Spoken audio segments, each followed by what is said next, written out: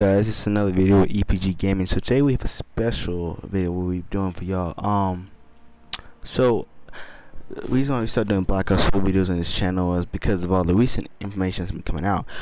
Well, we're gonna be doing the Modern Warfare, the new Modern Warfare game that's gonna be coming out, but no longer Black Ops 4 videos. I would not support a company that lies to its people, and any gamers that still play the game or do videos on it are also supporting that trend, and you're allowing these companies to rip us off. But anyway, that being said, I'm gonna have my buddy here from Clean Prince Gaming. He used to work at GameStop. I'm gonna have him explain a little bit why Black Ops was a scam. What we're gonna be doing some Modern Warfare gaming and all that whatnot. So don't forget to like and subscribe and enjoy. And y'all listen carefully so y'all stay up to date.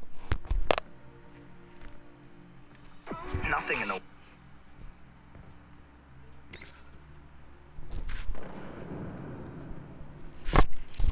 world sounds like We're gonna be doing some standard team deathmatch gaming.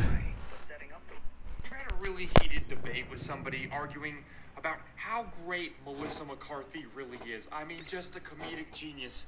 And then you get home that night and you sit down and you pop in your favorite Melissa McCarthy movie, let's say Ghostbusters 2016. And after the 2 hours are over, you look at yourself and look at your friend and you go, "F me, I was wrong." You can replace Melissa McCarthy with anybody similarly unfunny. Me, Amy Schumer, it doesn't matter. Welcome to Too Tall Desk, where today we're going to talk about a bunch of people that might as well be Jimmy Fallon supporters that don't watch late night TV. All the people that follow O.J. Simpson's Twitter account, and the people who said Anthem's going to be different. EA promised. Today we are talking about the beautiful, the wonderful, the America's greatest, Black Ops 4. The single most monumental piece of entertainment this medium has ever offered. The greatest game ever created.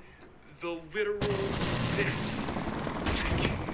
You guys can't stop what's going on over here. I mean, Jesus. It's like Activision found the longest stick in the world. They're just lining up papers going, "Hey, buddy."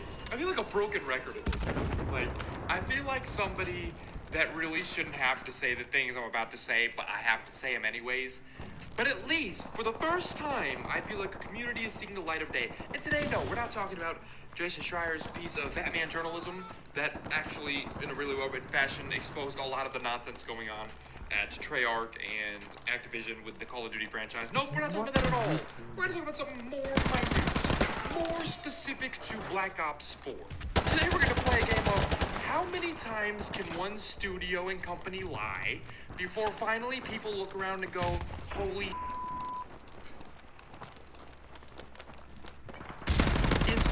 it's their." Black Ops 4 was an interesting game from day one. It was a game that launched in a way that nobody kind of expected it to launch. It launched unfinished, but in a weird way. Black Ops 4 launched and was reviewed for its entire first month on shelves as a game without microtransactions. A polished, relatively good shooter that did a lot right. Black Ops 4 was, at the time, for all intents and purposes, a pretty good game. After all the reviews came in, relishing in the fact that there were no microtransactions, relishing in a nice progression system and all these other things, Activision went, "Oh, hold on, guys. Remember that update function? We're going to use that now." And they hit the red button under their desk and boom. enemy UAV is So guys, on my YouTube channel watching this video, so that's one of the main reasons why we stopped doing videos on Black Ops 4, because of the fact everybody's watching live stream, because of the fact Black Ops 4 ripped us off. That's what we're doing on Woefully Remastered videos now on. And I like it, and a lot more pros play on Modern Warfare compared to Black Ops 4. It's mainly just stupid people just trying to look good. On Modern Warfare though, Remastered, you got a lot more pros on here, know what they're doing, compared to 5-year-olds on Black Ops 4 playing Blackout. But besides that, I'm hoping that the new Modern Warfare kind of get some more expert players on it, other than just the regular Black Ops 4 kids that hop on it, which gets kind of annoying. That's the known reason why we stopped doing the regular Black Ops 4 videos.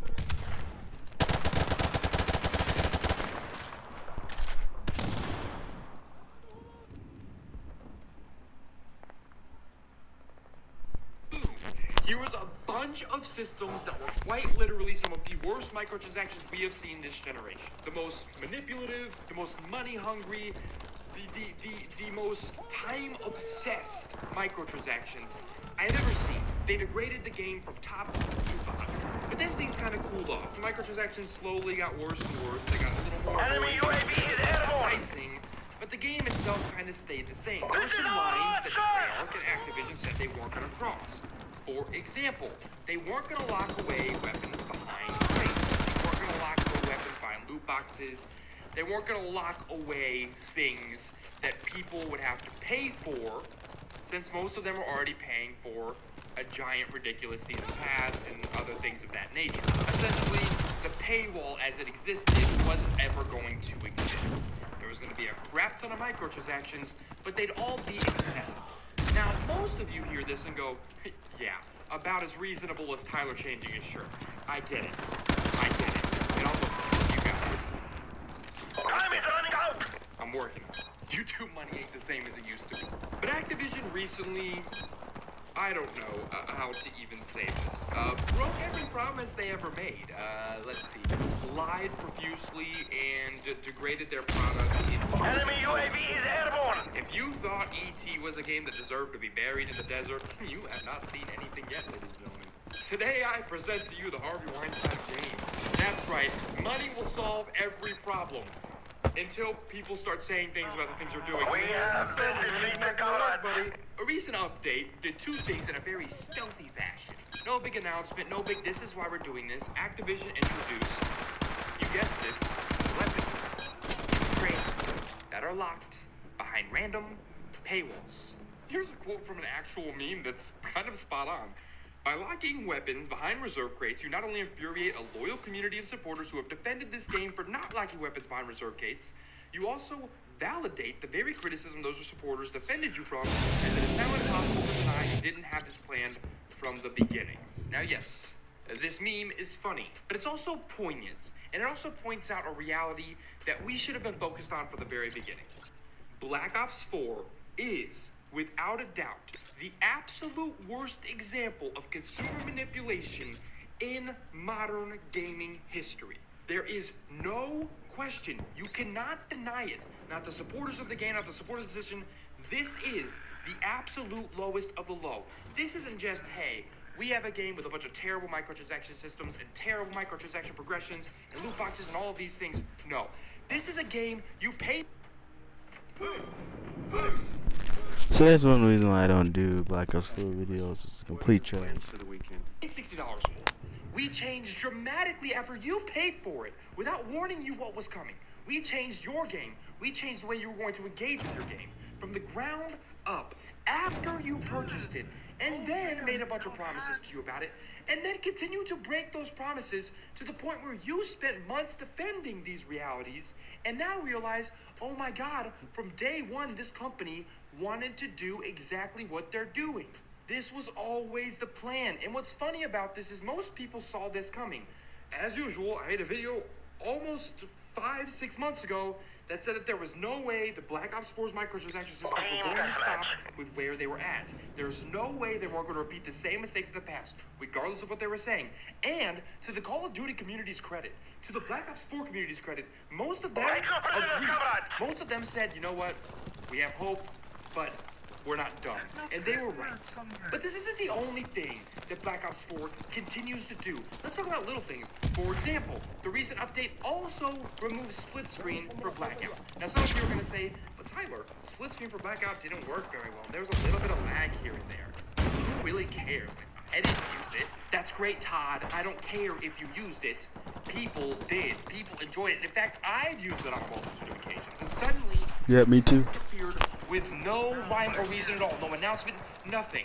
Then, after being broached on Reddit with this subject, a couple of developers said, we saw some problems with it. We're not going to tell you what they are, but we saw some problems, and it's under investigation, so we brought it offline. They saw some problems with it, so they brought it offline.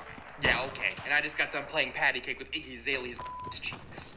That's not what happened. That's not what happened at all. You guys saw a feature that was in turn costing you money to keep updated, keep patching, and all these other things, and decided, let's see if we can bring this down and see how big of a deal it is. That's all this was. And again, no announcement, no rhyme or reason, just here's a feature we promised from day one. Now it's gone.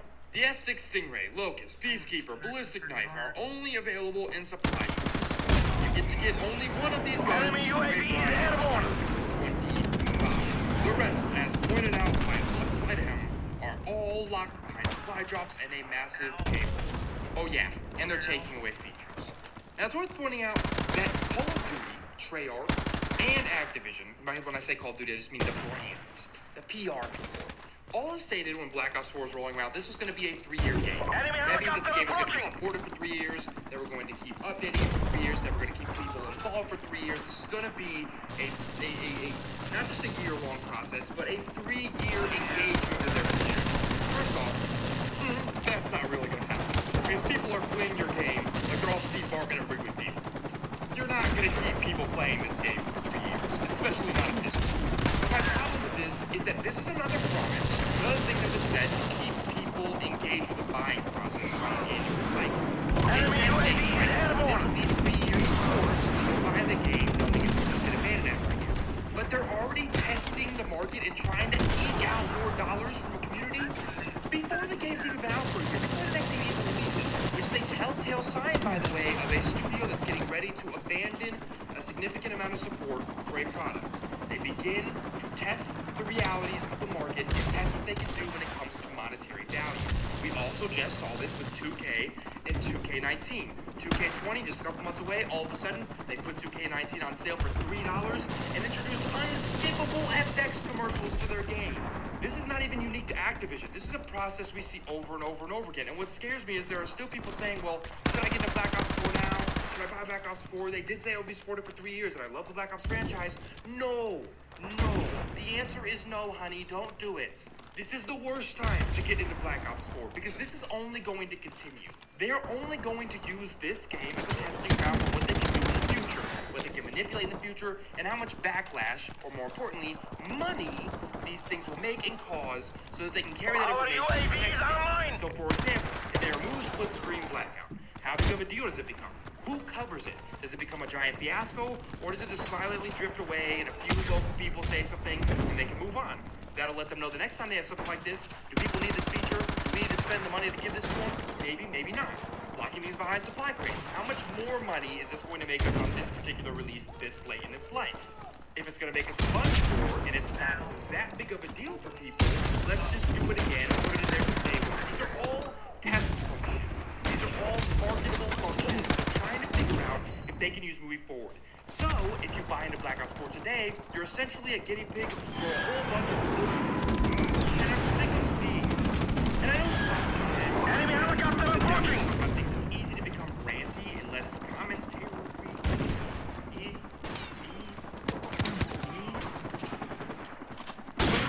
Not to be, because this is genuinely upsetting. But the question remains, and it's a really simple one, and it's one you hear over and over again, is when the car runs out of gas, is AAA still going to be there to build up, to make you feel like Enemy UAV is airborne. die, and that's besides the I don't know if any of you have run out of gas or broken down. Enemy UAV is airborne. Every car is like life or death. That's the one, nope. That's the one, nope. Oh, there's Jason. Terrifying. But the point is, the underlying point is that, is this going to be the time the car runs out of gas and AAA can't be cool? Is the membership running? How much of this community is still going to keep pumping this franchise with fans? How much of this community is Activision going to keep being able to come on every year, fix the wrongs, We are in danger of losing the battle command. right at all? And how much of the community that is upset by all these things is actually wallet, and Black Ops, and so on and so forth? And the answer, I think we all know here, is not. Honestly, what we see with games like Anthem and what we see with games like Battlefield, for example, are two entirely different things, right? It's easy for a community to speak up and abandon Anthem and for EA to go, all right, this is a failed experience, let's move on. That's easy. Why?